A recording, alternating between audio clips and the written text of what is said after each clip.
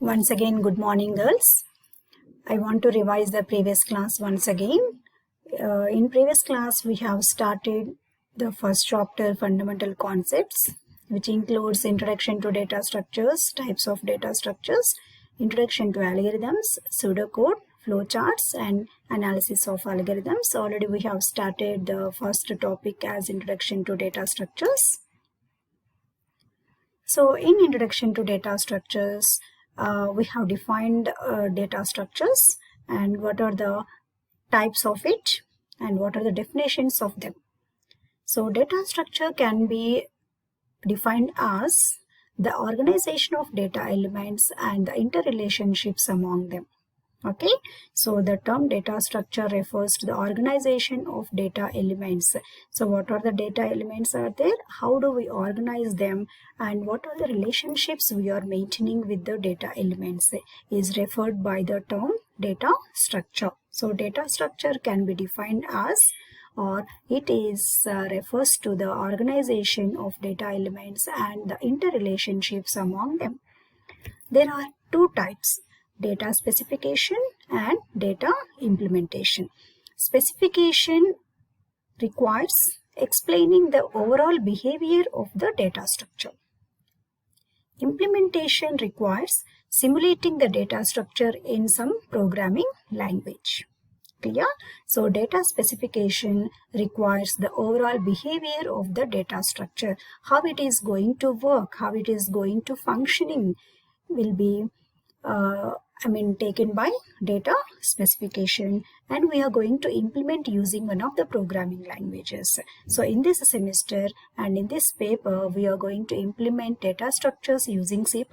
So we are using to implement the data in C++ language. Is it clear, girls? So data structure refers to the organization of data elements and the interrelationships among them. And in two types, we can specify and we can implement.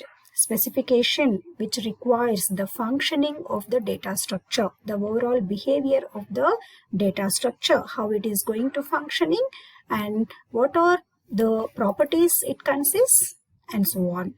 Implementation is nothing but how do we implement, how do we execute in some programming languages. And there are some terms to be defined before we go into actual data structures topics further. They are data, data type, and so on. It's also already we discussed in previous class.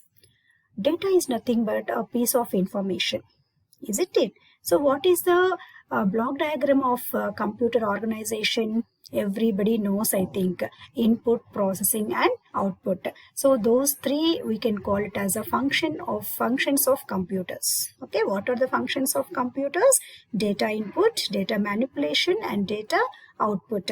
The data which is given by the user is called as data input. Data manipulation does processing. Processing is nothing but the calculations which are required to perform a particular task. And according to the data which is given by the user, according to the processing, according to the calculations which are given by the users, we get the output. System generates output. And this data can be of any type. You can take it as a number, you can take it as an alphabet, or the combination of both are known as alphanumeric. Clear? So it can be a number, it can be a string, depends on what type of task you are going to perform. You can take any type of data. Here we can divide the data into two types again, atomic and composite. Atomic refers a single, so always it holds a single value. It can be 1234. So you read it as 1234 itself. You cannot take 1 as one number, 2, 3, 4 as another number, 1, 2 as one number, 3, 4 as another number, etc. It should not be taken as differently. Okay, composite data can be broken down into subfields. So unlike atomic, composite data can be broken down into subfields. For example, student's record. Student record consists roll number, name, branch, year, the combination, your date of birth, or any academic details. If you want to add, you can add to your record. So we are taking a data name as a student record that is divided into all these subfields. So that is the difference between atomic and composite. Atomic always takes a single value. Composite is a combination, or the as a structure you can take. That's why composite data is also referred to as a structured data, which maintains a structure, structure for a kind of students record, or you can take employees record or customers record, which consists some other subfields. Whereas atomic data is known as scalar data because of its numeric properties. Clear, girls? Atomic refers to a single. Composite can be broken down into subfields. Example, the integer 1234 for atomic. Student's record, which consists roll number and other details, for composite data. Next term is data type. So it is one of the most important words, you can say, which we are using in programming mostly. So the type of data what we are going to give to the system, that is called as data type. Okay, what type of data you are giving? As we discussed in the previous word, it can be a number, it can be a string, it can be a character, isn't it? So what type of value you are giving to the system? That is called as data type. So data type refers to the kind of data a variable may store. Here the word variable. What is a variable? Variable is a data name which stores a value. Clear? What is a variable? Variable is a data name which stores a value. Okay, so that's why variable is also known as data name. Means we are giving the name for the data, whatever the value. Suppose I am giving the data 30. So what is the name for 30? It should be stored in some variable. Let us take A. The name for 30 is A. It's like that. So we cannot give the values to the system directly. It should be done through a variable. So variable is a data name which stores a data value. For example, A equal to 30. A is a variable, 30 is a data. Clear? So the name for the data 30 is A. We have two different types of data types. They are built-in data types and user-defined data type. Built-in data types or system-defined data types, which are defined by the system. For example, int, float, char, and so on, depending on the data. If it is natural number, take it as int. If it is real number, take it as float. If it is alphabet, single alphabet, take it as char. If it is multiple alphabets, take it as character array.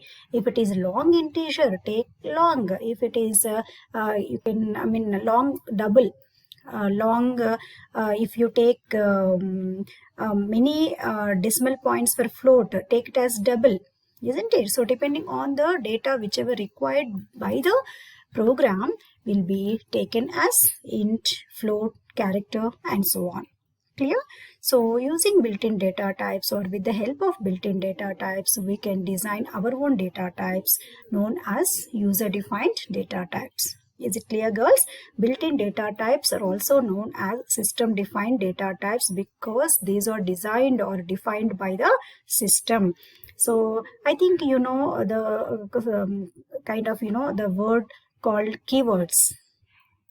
What are keywords? Keywords are reserved words which are defined by the system, isn't it? So keywords, as it is, you have to use. If it has a small case, you have to use small. You have to, if it is uppercase, then you have to use uppercase letters, isn't it? So as it is, keywords, how the system is designed, how it is defined, as it is, you have to use.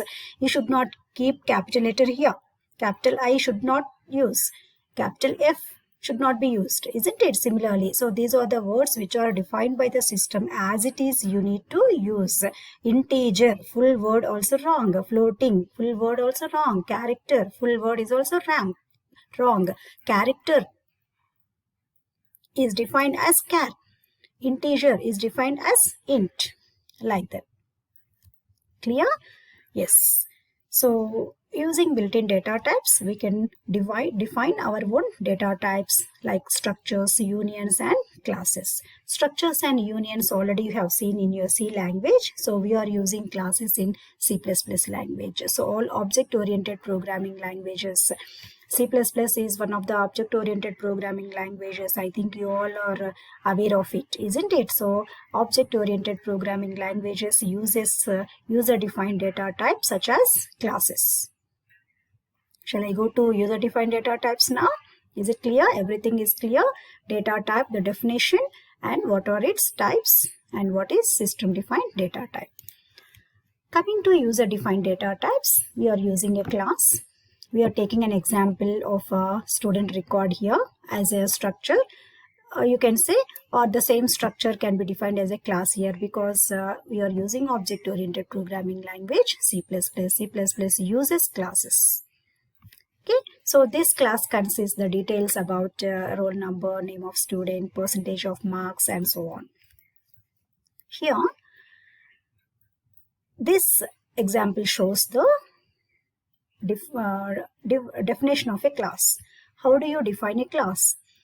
The syntax is class name, opening brace, private, set of members, public, set of methods, closing brace. This is the format.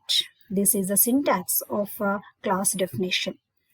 The first statement indicates declaration of a class, class name. Opening brace. I think you know about the importance of opening and closing braces, which indicates the beginning of the class, and this indicates the closing of the class.